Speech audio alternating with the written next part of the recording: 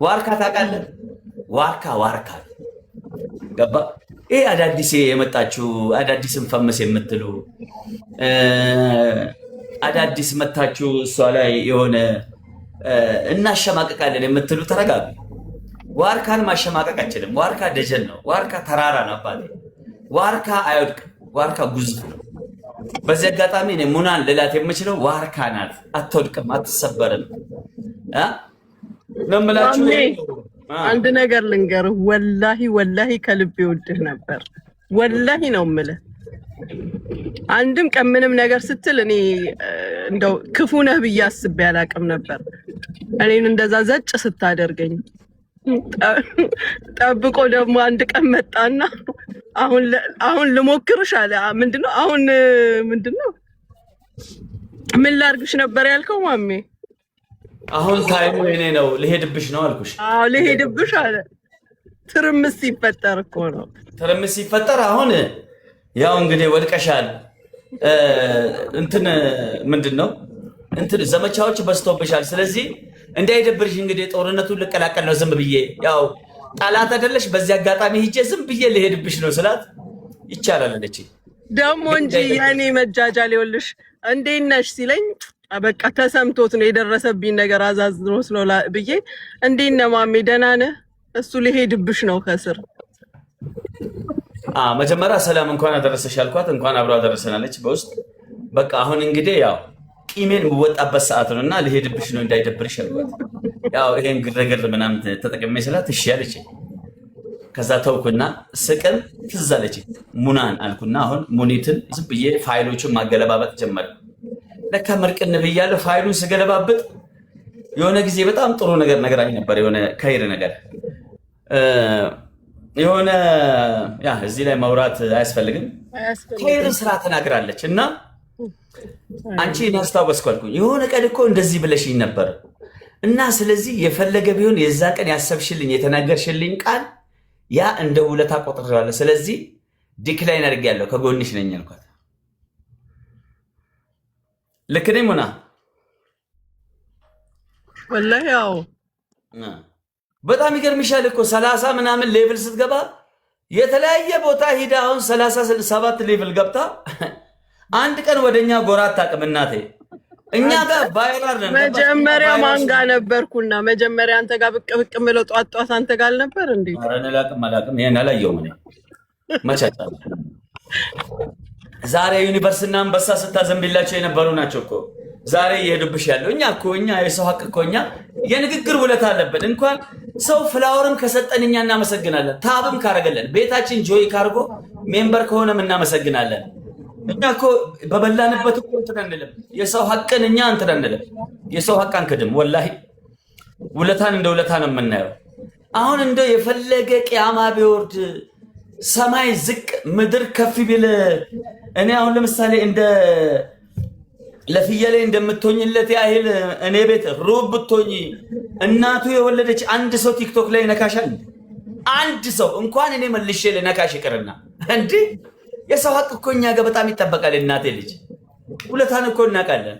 አንዳንዴ እግር ጥሎሽ የምትሄጂበት፣ የምትደራጅበት፣ የምትሰባሰቢበት፣ የምትገኝበት የሆነ ፈራሽ መንጋ አለ። ገባሽ? አንዳንድ አረፋዎች አሉ ተራራ የሚያክሉ የባህር አረፋ ታውቂያለሽ? የባህር አረፋ ልክ ሲመጣ ተራራ ያክላል። ያንን አረፋ በማንኪያ ብትይዙ ግን ማንኪያ አይሞላም። ፈራሽ ነው፣ ቤዝ የለው፣ ዝም ብሎ የተሰባሰበ ነው። ገብቶሻል? እኛ ቤዝ አለን፣ መሰረት አለን፣ አመጣጥ አለን፣ ሀቅ አለን። የሰው ክብር የሰው ቦታ እናውቃለን። የሰውን ክብር እንጠብቃለን፣ የራሳችንን ክብር እናስጠብቃለን። እና እናቴ ልጅ መችሽ ያው የመጣው ነገር ያስተምርሻል ብዬ አስባለሁ። ለከይር ነው።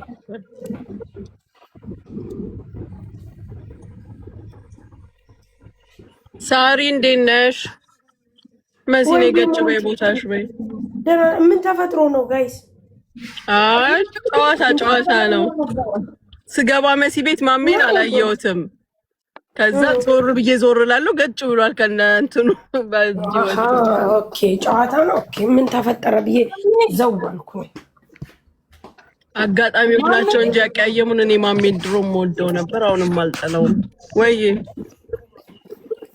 ፕሬዝዳንት ነው እንጂ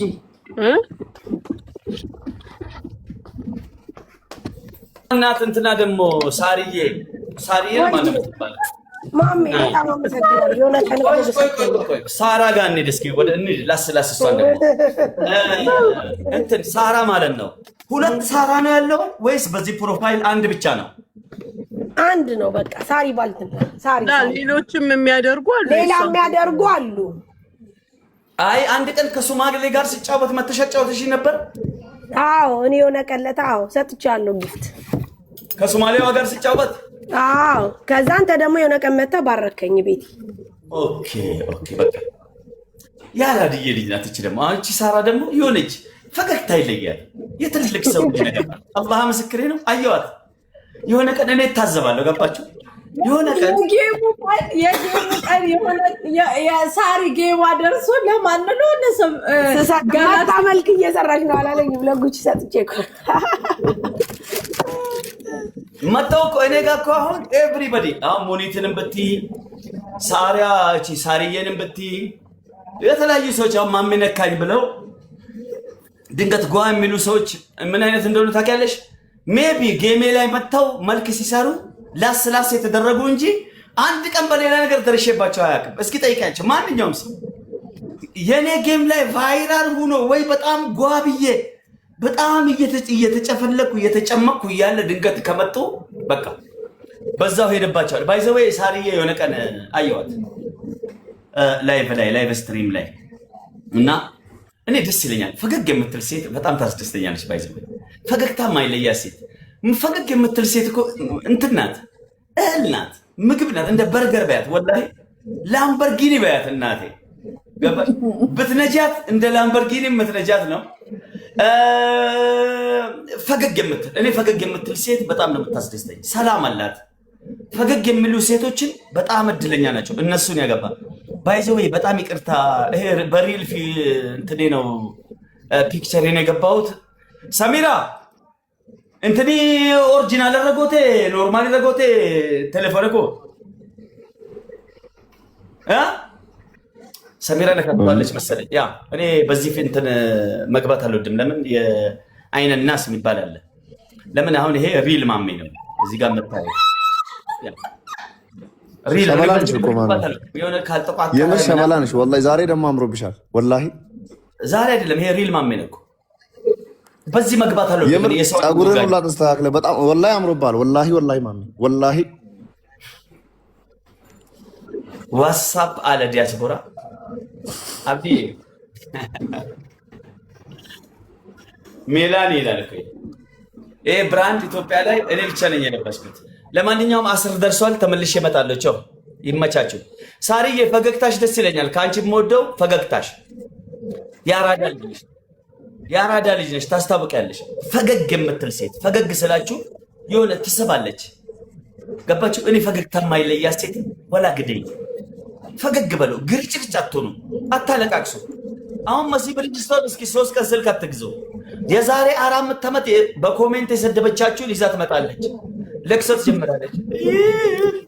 እኔ እኮ ጠላቴ ናት እኮ ድሮ። የዛሬ 4 ዓመት የተሰደበችው ኮሜንት ነው እኮ። ስልክ አልተሸጠም ማለት ነው። ሌላ ምንም አጀንዳ የለም።